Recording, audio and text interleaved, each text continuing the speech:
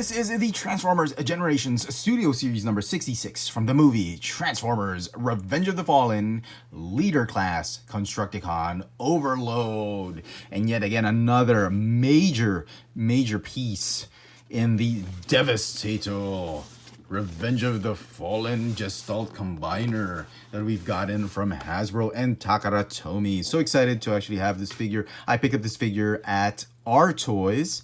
Let's get him out of packaging. And here is Overload out of packaging. And oh my goodness, I am so loving this figure. Him and Scrapper are probably my favorite Constructicons or parts of Devastator for Revenge of the Fallen in the Studio Series line. This figure is absolutely unbelievable. Look at this guy.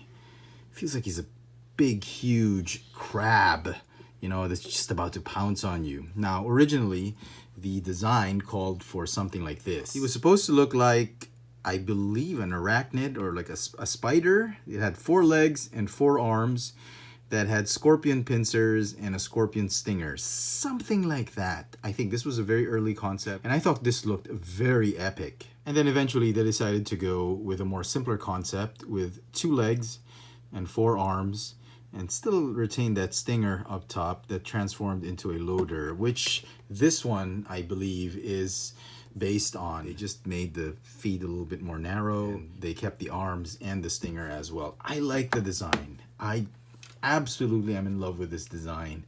It's very insectoid, very Beast Machines, very Beast Wars type of design, of aesthetic, and it's fitting for a leader class figure because of the girth, the width that it has, and he's really menacing. And easily, this is going to be one of the favorite Constructicons of a lot of collectors for the Studio Series line. The figure also comes with this wonderful diorama, which we've already seen from other Devastator Studio Series figures. And now for some size comparisons. Everyone's been comparing him with fellow Studio Series figures. Now I'm going to do something different. Now here he is with the original Revenge of the Fallen Deluxe Class Bumblebee. And you can see how far the scale has gone for Hasbro. Back in the day, this was a deluxe class figure, and this would have been easily a Voyager class figure, maybe a Ultra class figure, but as a leader class figure, clearly he's not in scale, but they do look great together. And just to give you more comparisons, here is the Studio Series Bumblebee from the Bumblebee movie in Camaro, the Camaro Alt Mode. You can see how huge this figure is. Let's talk about the details of the figure. Other than this amazing, epic sculpt and aesthetic with these 4 arms and 2 legs, huge back, he comes with this attachment for Mixmaster when he combines to form Devastator's head. And I think this makes sense that they kept this one with Overload because he's supposed to be sort of like a spider. So this would be the rear end of the spider, sort of beast mode or robot mode. I thought that made sense.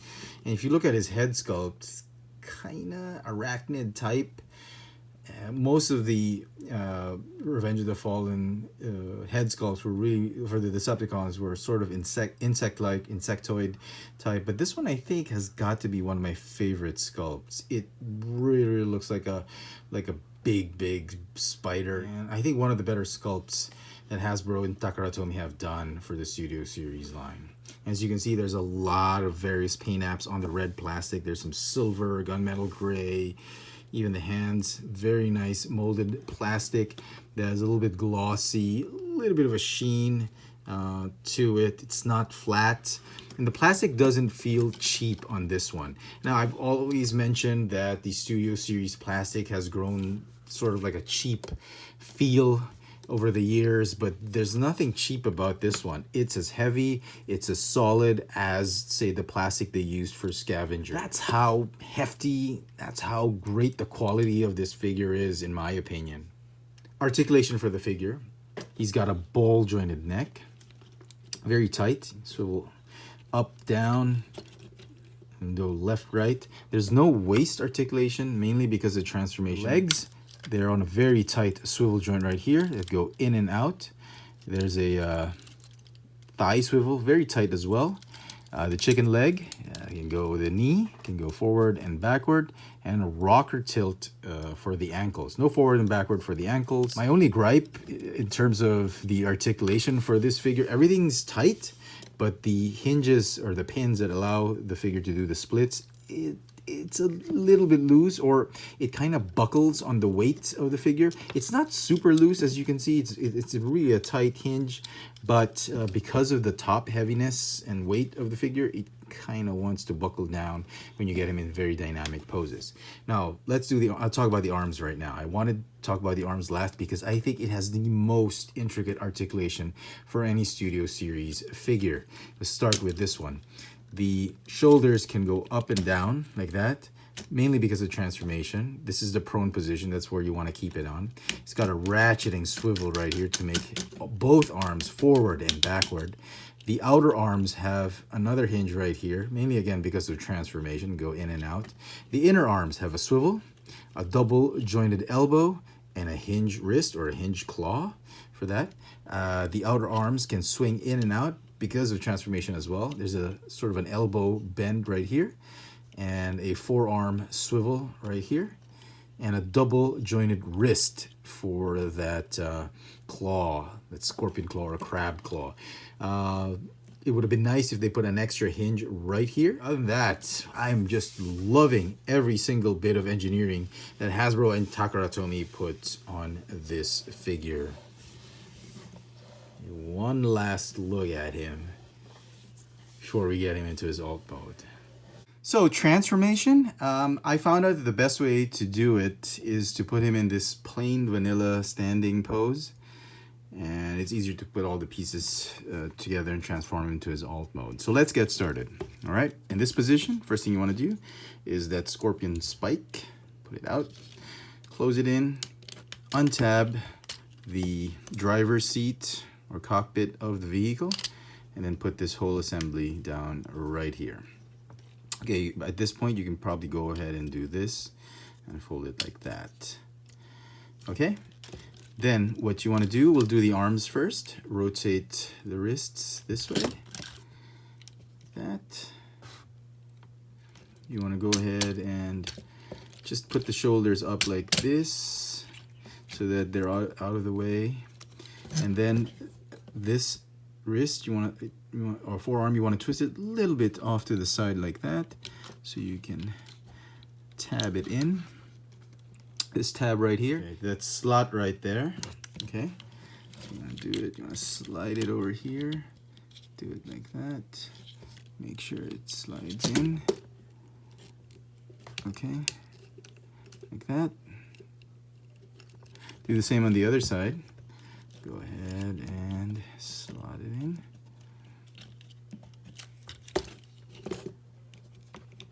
Like that. Okay, and make sure that whole claw or forearm is like at an angle so that there's enough clearance for you to slot that underneath the truck bed. Now the inner arms. You just want to straighten it up like this and fold it like that. Same here. Straight it up like that, straighten it, fold like that, and then what you want to do is you want to rotate that bicep. The instructions tell you to rotate it 180 degrees all the way, but my suggestion is just rotate it at about 90 degrees. I want to go ahead and fold fold the whole forearm assembly like this, and then that's when you rotate it another 90 degrees so you can tab onto that peg hole right there, and this one right here. So same thing on the other side. Go ahead and fold the fingers up like this, rotate like this, and then rotate like that. Especially for this side, because this side has a longer panel right here, and you're not going to be able to fold over that unless you go through it through the side. So there you go. Okay, so the arms almost done. I'm going to go ahead and rotate like this, rotate like this, and then detach or untab. Shoulders like this, and then just combine the two arms together, just like that. That's the rear end of the lorry or the truck bed done. Okay, now on to the legs. The legs, what you want to do is you want to straighten that whole knee assembly right there. Straighten out like that, like that. And then what you want to do is you want to fold the heel spur forward, like that. Then the ankle rockers, just fold them down like this. These panels right here are going to fold in like this. And then you're going to join them to form the bumper of the truck. Okay. And then these wheels are going to slide in over here. Tricky transformation. You see those two mini pegs right there? You're going to slot them into that rectangular slot right there. It's a little difficult. Just make sure these panels are aligned and you're good to go. Okay? Do the same on the other side. Okay. And then all you need to do is straighten out the wheels. Like that. Fold down the head right there. And then this hip assembly is going to snap in like that. Almost done. Just make sure everything's level. All the wheels are level. You can check like this if they're rolling, then you're good. You don't need to adjust anything anymore, because once you tab this panel in the cockpit, tab it in right here, right there, it's gonna pull up this whole front wheel assembly. These wheels right here, they're gonna tab in right there. That tab is gonna slot in right there. Same as this one. And there you go. And here is Overload in his alt mode. And he rolls nicely. As you can see, only the rear and middle wheels are rolling perfectly. The front wheels, I need to press it down a little bit just to make it roll.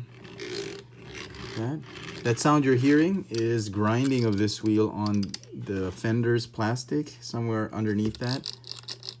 And I don't think it's the knee. It's not the knee pad or the knee guard. Same with this one.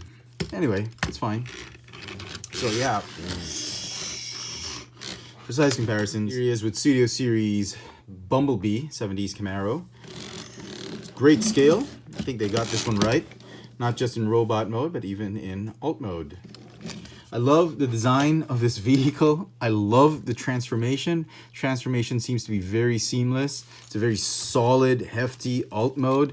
I love the compression, the way the arms and the legs fold in. If I'm going to nitpick, maybe the alt mode needs a bit more detail in terms of paint apps. I love that they put a lot of silver paint on it, but maybe a little bit more paint in the body. But other than that, I think it's great. This alt mode definitely is still one of my favorite, even in alt mode and robot mode. Really liking this figure. Now, the accessory that you need to attach to Mixmaster in combined mode, you can also keep it here if you want everybody in alt mode. It's not really accurate to how the vehicle works. Obviously, it's already transformed to Devastator's neck, but if you do need to store this piece, you can store it on a truck bed right there on the hauler. And now to get him into his limb mode of Devastator, or should I say the lower torso or hip mode. All right, get rid of the Mixmaster attachments, split them up like this. You want to rotate the forearms or shoulders, lower shoulders, this way inwards. Okay.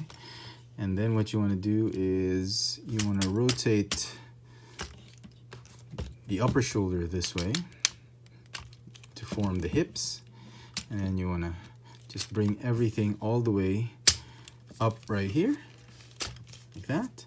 And then these, you're going to bend them like this. What you want to do is you just want to detach the inner arms like this and swivel them inward like that. Flip the hooks in, and then just leave them like that for the time being. Okay, same thing with this one. Go ahead and swivel them out and flip the hooks or the fingers in and just leave them like that. And then this one, what you want to do is you want to bend the shoulders, or I guess the thigh now, and then there's this little piece right here which you want to flip out, and that will prevent this hinge from folding back. Same as this one. I thought this was the best part. Very ingenious part of transforming him into the hips. And then once you've done that, you can return and rotate the inner arms back. And then this time around, you're going to slot them in another hole like that. And then plug the forearm on that tab. Same thing here. I'm going to slot it instead of this one in vehicle mode. You're going to slot it here. And then this tab's going to tab in there. Okay? And that is the upper thigh and hip done, okay? And now for this part, what you want to do is you want to detach this part, slide this here, okay? And then the arms, you're going to split them up like this. And then these, the wheels, they just fold out like that. These flip like this. Bend them just out of the way like that. And then this panel right here is going to go like this, like that. At this point, Overload is now ready to be combined with the other Constructicons to form Devastator. But we will reserve Devastator for another video review, so do stay tuned for that. I'll be doing another review of the entire gestalt of Constructicons formed into Devastator. But until then, I hope you've enjoyed my little video review. If you did, please let me know in the comment section what you think of Constructicon Overload, and hit that notification bell so you never miss out on any of my latest video reviews. If it's your first time on this channel, please subscribe. Thanks for watching.